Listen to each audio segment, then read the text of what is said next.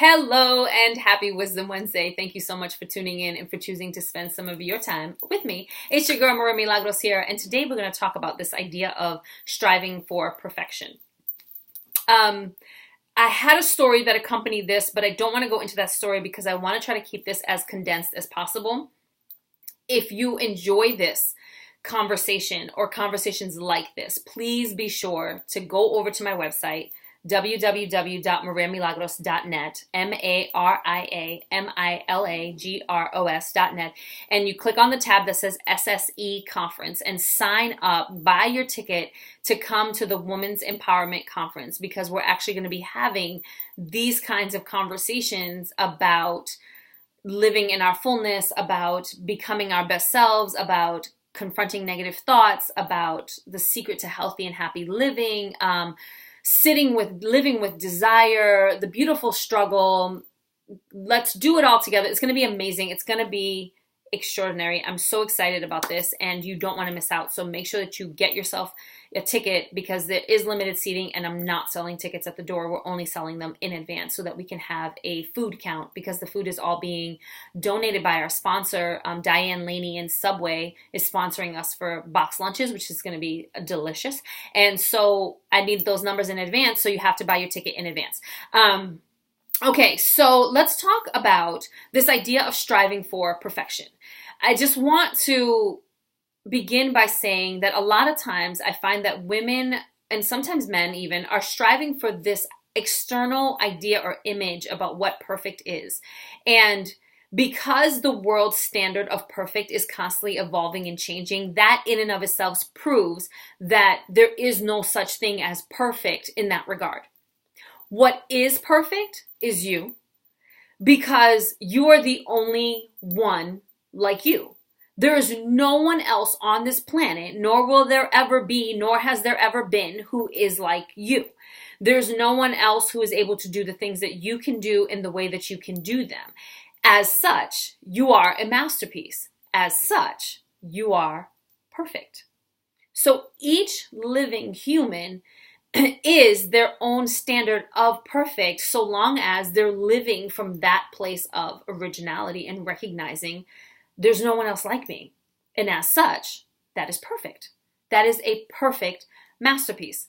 Couple that with the reality that we are born of God, and God is pure love, and love is perfect. We were born to love, which means we are born in love, which means we are love. And because love is perfect, so are we. So you are both a perfect masterpiece and perfect love, which makes you perfect. Period. Not comma, not but, nope, period. Perfect. You are perfect. When you're operating from that place where you are an original and a masterpiece. Now, at the same exact time,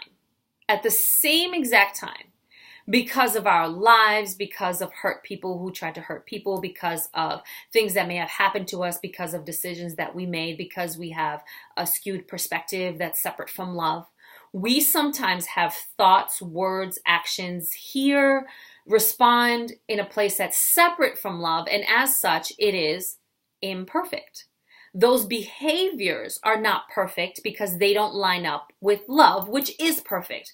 And so we sometimes have imperfect behaviors. That's why people say, I'm perfectly imperfect, right? That's really what that means. When you say I'm perfectly imperfect and perfect comes first, you recognize that it is because you are a perfect masterpiece, and you are perfect because you were born as love. You are love, and that love is perfect. And at the same time, my behaviors are not always lined up with love. I miss the mark. I make mistakes. I have failures, right? And that's what's imperfect, because it's not lined up with perfect love. I'm perfectly imperfect. But here's the beautiful part. Those two things coexist. So if you think about it like a Venn diagram, over here you have perfection and over here you have the imperfection. And when those two things merge together, you have this space in between, right? See that little space? That's the space that we should be striving to live in. Because in that space of both perfection and imperfection, we can have the confidence to know who we are and whose we are. We have the boldness to act and respond using our strengths, our gifts, our talents. We have healthy self-esteem, which is really essential, especially in today's day and age. And we have courage to face things that are scary. When we're also operating in that joined place of imperfection, we recognize that we're not superior to anyone. We recognize that there's always room to grow and to learn and to evolve from those mistakes and failures, right? And I do this because it's not that word. It's just that those words are generally used in a negative way, and I want to flip that. And mistakes and failures are not bad things, so long as you're learning and growing from them. It's only a mistake or a failure when you never learned, grow, forgave, asked forgiveness, said you were sorry, whatever.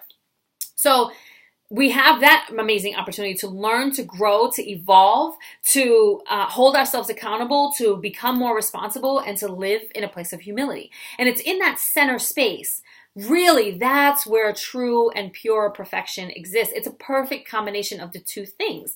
Recognizing I am perfect because I'm the only one like me and I was born of love. I am love and I can give love freely. And sometimes I miss the mark, and when I do, I learn, I grow, and I adjust accordingly, and I'm constantly evolving, trying to realign myself with love in order to live a life based out of and from love, right? And when we live in that place, that perfect place in the center, that is a place of congruency.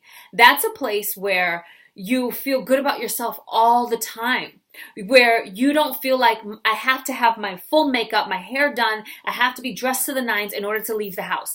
No, you know that if you have to leave the house, and there's nothing wrong with that, but if it prevents you from fully living, then that's where it becomes problematic in that you're missing the alignment with love, right? You're missing the reality that you are in fact perfect, because it doesn't matter what you look like. I have met women in sweatpants and baseball caps, no makeup, hair in a ponytail. Like, I'm having that kind of day.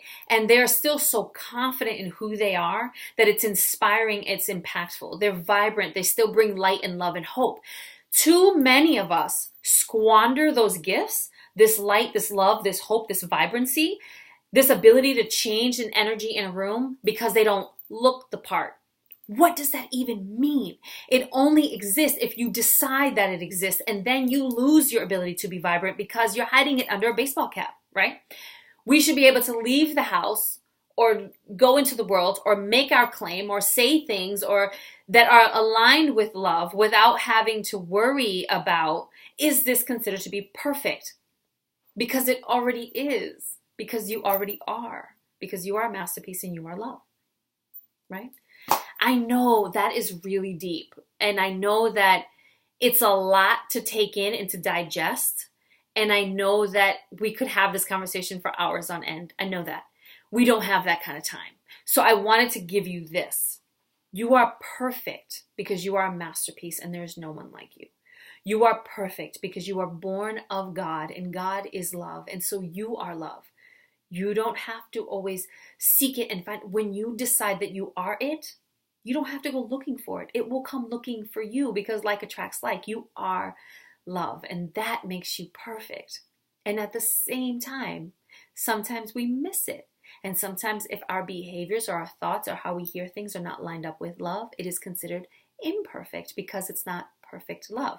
And that's good too, because it gives us an opportunity to learn and to grow and to evolve and become better. When we live from that place, that is super sparkly everything. That congruent place that no matter what I look like externally, I can show up in all of my fullness. I can show up with all of my love.